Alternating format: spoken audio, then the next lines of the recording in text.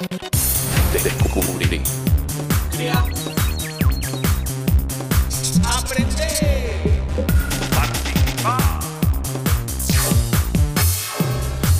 Televisión más internet. www.encuentro.com.ar.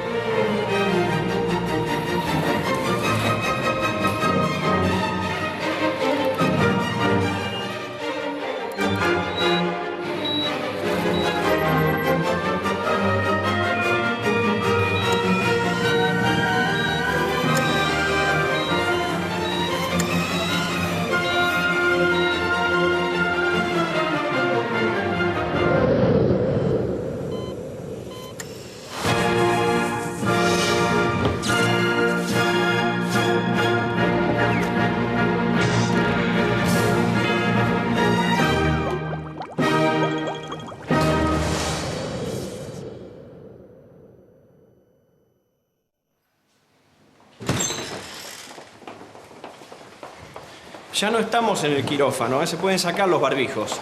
¿Será seguro? Mire si hay algún virus intrahospitalario. No me quiero pescar nada raro. Acá no te pescas nada raro, se conoce todo. Yo también desconfío. Ustedes lo que se pescaron es hipocondría, que es el miedo a enfermarse o a estar enfermo. Me extraña de usted, licenciada. La culpa es de Tomás. ¿Sabe las historias que me contó? ¿Quiere que se las cuente? No. Ah, usted también es hipocondríaco. No. Entonces se las cuento. ¡No! ¡Ay, mira usted! ¡No me toque! ¡Sálvese usted! ¡No me toque! Te golpeaste el codo, nene.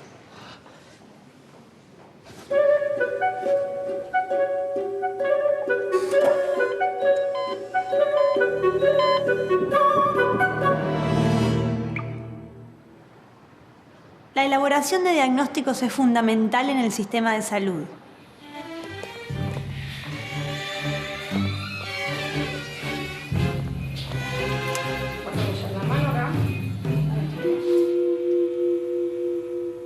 Los rayos X, descubiertos en el año 1895 por el físico alemán Konrad Röntgen, son ondas electromagnéticas de alta frecuencia y muchísima energía. Atraviesan los tejidos humanos y se pueden registrar convencionalmente en película fotográfica o de manera digital. El resultado es una placa radiográfica. Para generar rayos X se utiliza un tubo de rayos X, que es una ampolla de vidrio al vacío en la que un filamento o cátodo genera electrones que se aceleran por medio de una diferencia de potencial eléctrico y luego se desaceleran al impactar contra una placa de metal pesado o ánodo. Esta desaceleración provoca la emisión de los rayos X mediante el fenómeno conocido como radiación por frenado. O sea que la energía cinética de los electrones se transforma en radiación electromagnética. Nada se pierde, todo se transforma. Al incidir sobre un cuerpo, una porción de los rayos se absorbe y otra parte se transmite. De acuerdo con su densidad, los distintos tejidos, músculos, huesos y órganos absorben mayor o menor cantidad de rayos. Así, la radiación transmitida a través del paciente puede ser detectada y registrada para crear una imagen plana. El chasis de la placa radiográfica contiene pantallas reforzadoras que convierten los rayos X en luz, o sea, en ondas del espectro visible, para que puedan ser registrados por una película fotográfica que al revelarse resultará en la radiografía. ¿Está todo en orden? Sí, primero el pulgar, al final el meñique. ¿En serio? ¿Tengo algo? Susto, miedo, temor. ¿Querés que siga? Puedo ser grosero. Continuemos. Existen dispositivos llamados intensificadores de imágenes que convierten la radiación X en una señal de luz visible. Así, la imagen de rayos X puede ser captada con una cámara de video y transmitida a un monitor.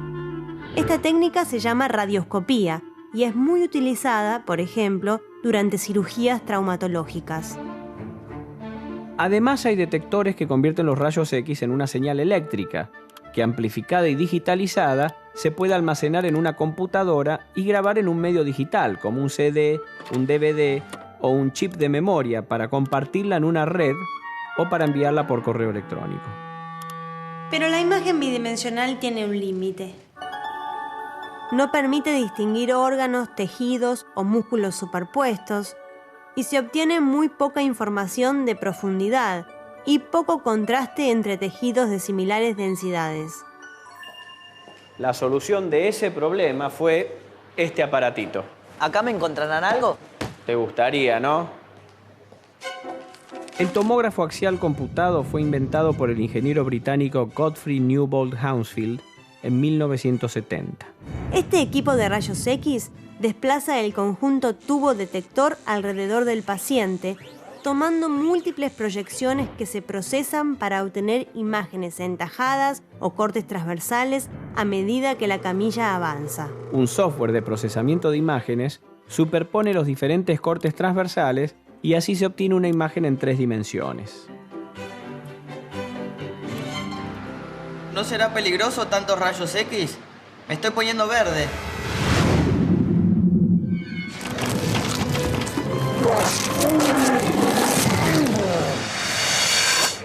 No es para tanto, pero hay cierto riesgo.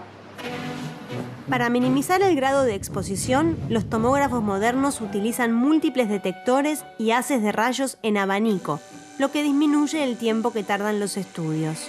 Además, con los tomógrafos de última generación como el helicoidal, que desplaza la camilla en forma continua en vez de escalonada, se mejoran las imágenes tridimensionales.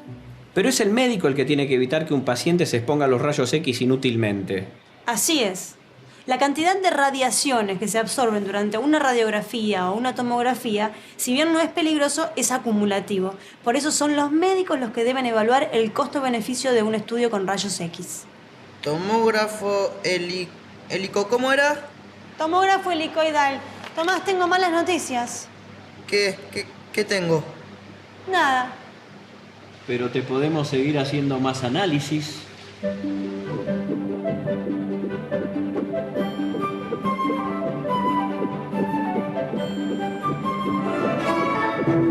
¿Ese soy yo? Es un feto. Buah, usted tampoco es Brad Pitt. La ecografía obtiene imágenes de órganos y masas interiores con fines de diagnóstico. Es un procedimiento muy fácil que no utiliza radiación. Usa ondas sonoras con frecuencias superiores a los 20 kHz que el oído humano no puede detectar. Dependiendo de la profundidad de la zona a investigar, se usan ondas con frecuencias desde 2 MHz hasta 10 MHz.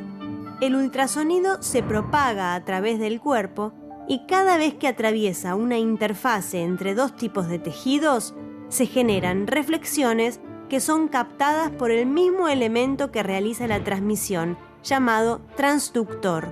Cada tejido ofrece una resistencia o impedancia acústica al paso del ultrasonido.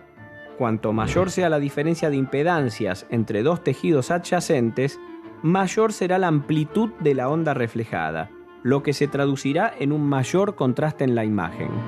A su vez, el retardo entre la señal emitida y la reflexión captada nos indica la distancia que recorre la onda a la velocidad del sonido y nos muestra las formas y profundidades de los tejidos internos. Según la zona que se quiera ecografiar, se utilizan distintos tipos de transductores. El dispositivo activo del transductor es un cristal piezoeléctrico que, al ser excitado con pulsos eléctricos, emite pulsos de ultrasonido y viceversa. Entonces, en la fase en la que el cristal no emite ultrasonido, recibe la onda que reflejan los tejidos y genera la señal eléctrica que el ecógrafo interpreta para generar la imagen. Estas señales son filtradas y luego digitalizadas en la unidad de control del ecógrafo para facilitar el procesamiento de la imagen y su almacenamiento en memoria o en medios digitales. Mira, Tomás, yo creo que a menos que lo tuyo sea un milagro, acá no te vamos a encontrar nada, ¿eh? Necesitamos hacerle un análisis más profundo.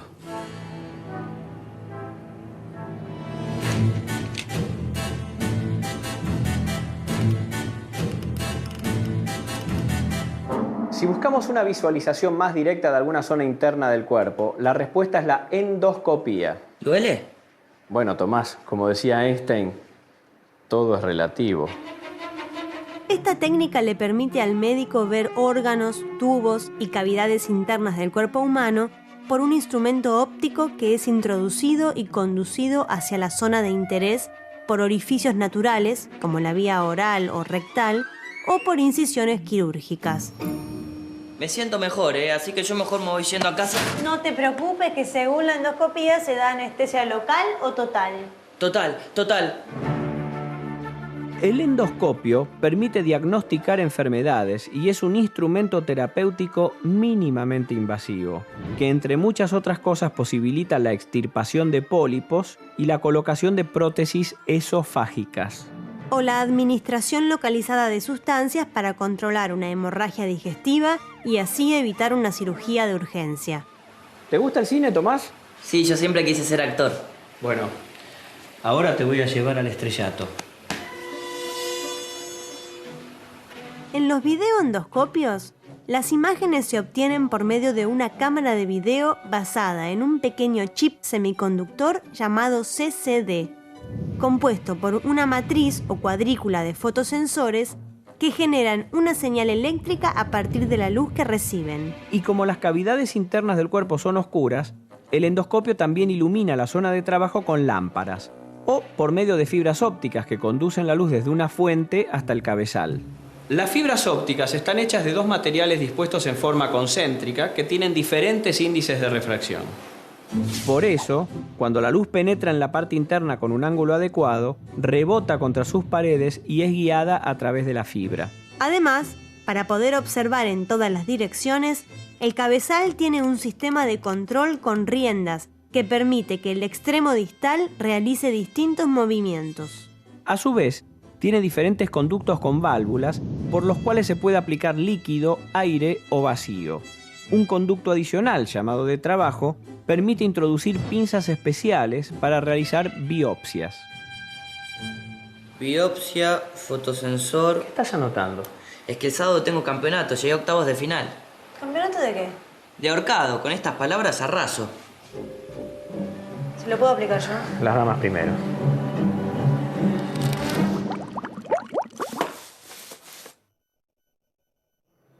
Bueno, vamos a dejar que se recupere de la endoscopía, Tomasito. No tenía nada el sortudo. Sigamos con lo nuestro. El poder ver dentro del cuerpo humano con tanta exactitud permitió el desarrollo de técnicas de operación mínimamente invasivas. Uno de los instrumentos de mayor utilización es el laparoscopio. Para utilizarlo, el cirujano realiza 3 orificios en la zona abdominal.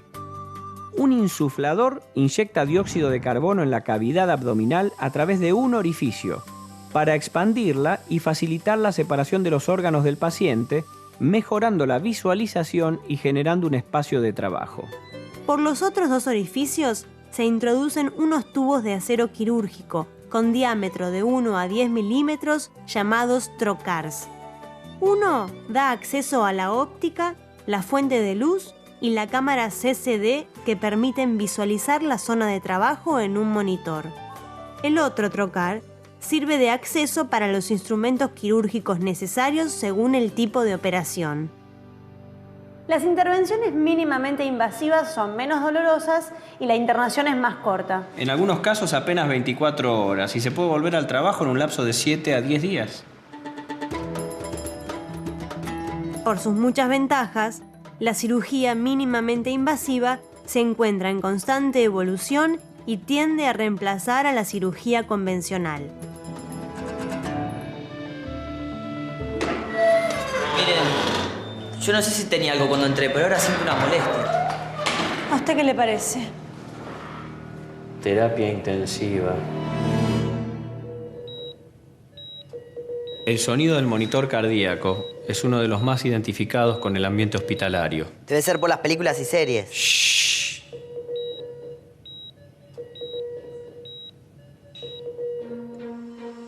El electrocardiograma registra los potenciales eléctricos generados por el corazón, llamados biopotenciales, que estimulan los músculos cardíacos que producen el bombeo de la sangre hacia todo el cuerpo. Lo que permite interpretar el funcionamiento cardíaco. Los biopotenciales se captan con electrodos que se ubican en todo el cuerpo y se conectan al equipo de monitoreo a través de un cable. El monitor analiza las señales que procesa para representar en la pantalla los distintos registros del corazón. Pero a veces los síntomas se presentan fuera del hospital, por ejemplo, en una situación de estrés.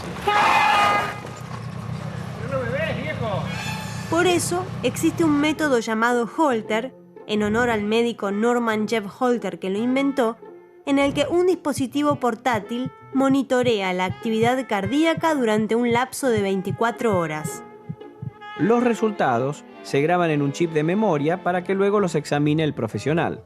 Un Holter también monitorea otros parámetros fisiológicos, como por ejemplo la presión arterial. La sangre transporta el oxígeno, que es vital para el organismo. Por eso es importante monitorear la saturación parcial de oxígeno en sangre, o SpO2. La medición de estos valores se logra con el pulsioxímetro. Uy, por Dios, el sábado los reviento, ya me veo en cuartos. ¿En cuartos? De final, el campeonato ahorcado. Anota esto entonces, el pulsioxímetro. Que combina los métodos de fotoespectrometría y pletismografía. Pará, más despacio. El pulsioxímetro es un capuchón que se pone sobre el dedo y emite dos señales que atraviesan el dedo y son captadas por fotodetectores.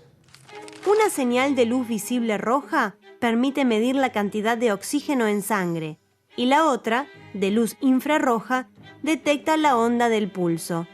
Los circuitos del pulsioxímetro hacen una comparación electrónica entre el contenido de oxígeno de la sangre durante la fase pulsante y el de la no pulsante, y así se calcula el nivel de saturación de oxígeno. La sangre lleva oxígeno a todo el cuerpo, pero además tiene una función muy importante como agente en la eliminación de residuos metabólicos. Por eso a veces se necesita conocer el rendimiento del sistema cardiovascular, ¿no? El gasto cardíaco, que mide la cantidad de sangre que el corazón bombea por minuto. Se mide a través del método de termodilución, que consiste justamente en medir el cambio de temperatura de la sangre entre dos puntos distintos. Espere. ¿Dilución va con S o con Z? La termodilución, que mide la diferencia de temperatura de la sangre entre dos puntos distintos. Para realizar esta medición se utiliza un catéter. Un catéter es un tubo largo y flexible que se introduce en venas, arterias o tejidos para inyectar fármacos o para medir la temperatura de la sangre. Las técnicas de monitoreo miden las variables fisiológicas en forma indirecta, con métodos no invasivos. Las unidades de terapia intensiva y los quirófanos usan monitores multiparamétricos. Ellos centralizan la medición de variables fisiológicas y las presentan en forma gráfica y numérica en una pantalla. En las unidades de terapia intensiva es común que los monitores multiparamétricos tengan salida a una central de monitoreo que recibe información de varios pacientes y habitualmente cuenta con un software para almacenar los datos y para grabarlos en un medio digital. Podríamos saber cuántas pulsaciones por minuto o qué temperatura tuvo un paciente a una determinada hora y así conocer su estado. Si el valor de alguno de los parámetros medidos implica riesgos para un paciente, se activa una alarma en el monitor y en la central de monitoreo.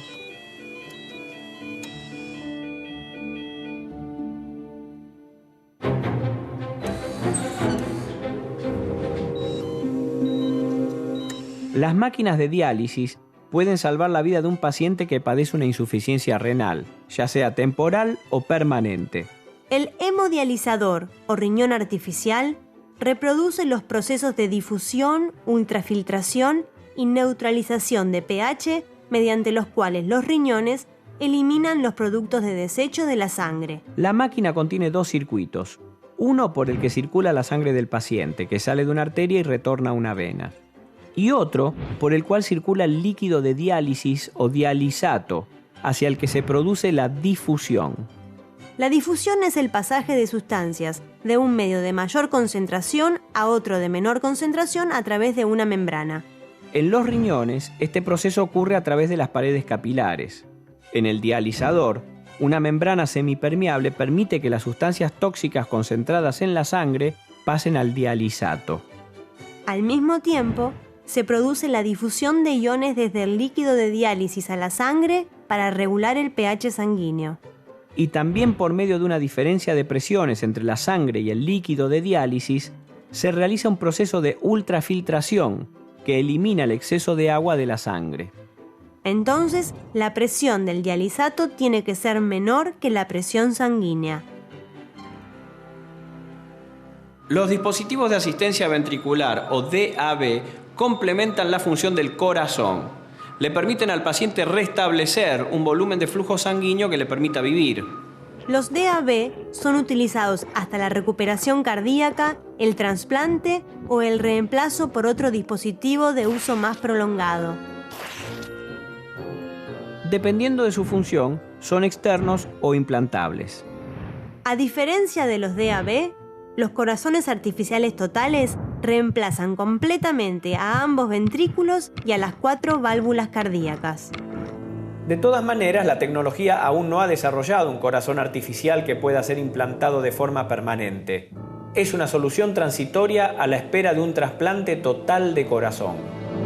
No sé si lo sabía usted, pero el primer implante de corazón artificial total fue realizado por un compatriota nuestro, el doctor Domingo Liotta, y el estadounidense Denton Cooley en 1969. Claro que lo sabía. ¿Usted me está hablando a mí?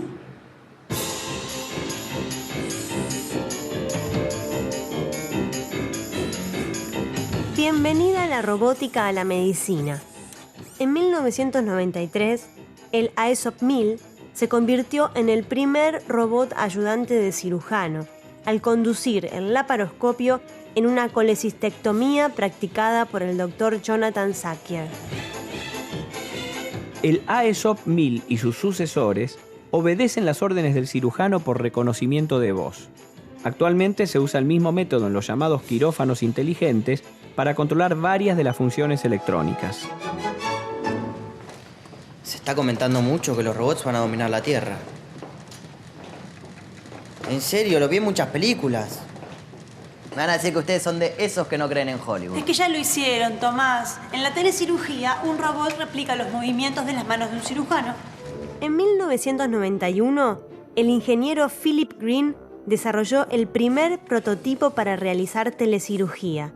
Y casi de manera simultánea, el médico Stephen Jacobsen desarrolló brazos y manos robóticas que reproducían por transmisión inalámbrica los movimientos humanos. En 1997, Jack Himpen realizó las primeras 5 operaciones con telecirugía, pero dentro del mismo quirófano. Seguro que en cualquier momento empiezan a operar de continente a continente. No, bueno, está bien. Es que ya lo hicieron, Tomás. Fue en el 2001, cuando el cirujano francés Jacques Maréco realizó la primera intervención quirúrgica transatlántica. A través de una conexión submarina de fibra óptica de 6.200 kilómetros, el robot Zeus practicó en solo 108 minutos una cirugía abdominal en Estrasburgo, Francia, según los comandos que el cirujano le transmitió desde Nueva York, Estados Unidos. Durante el conflicto bélico Tormenta del Desierto, desatado en Irak en 1991, el cirujano del ejército estadounidense Richard Satava y Philip Green realizaron investigaciones en telecirugía satelital. ¿Usaron la guerra para experimentar con humanos? Es una realidad histórica que muchas de las actividades de investigación y desarrollo que posibilitaron avances tecnológicos estuvieron y están financiadas por los presupuestos de defensa de las grandes potencias. ¿Y cuál fue el resultado de estas investigaciones? El objetivo era atender a distancia las emergencias del campo de guerra, pero después se demostró que la interferencia satelital impedía que las operaciones se llevaran a cabo con seguridad. Y no es lo mismo perderse un gol durante un partido porque se cayó el satélite que perder de vista el bisturí durante una operación. Anda nomás, no tenés nada. Ahora me duele el hombro. Mira, yo prefiero que me opere un tipo al que le pueda hacer un juicio antes de que me operen esos robotitos que... ¿Y qué pasaría si estuvieras, ponele, en la Antártida?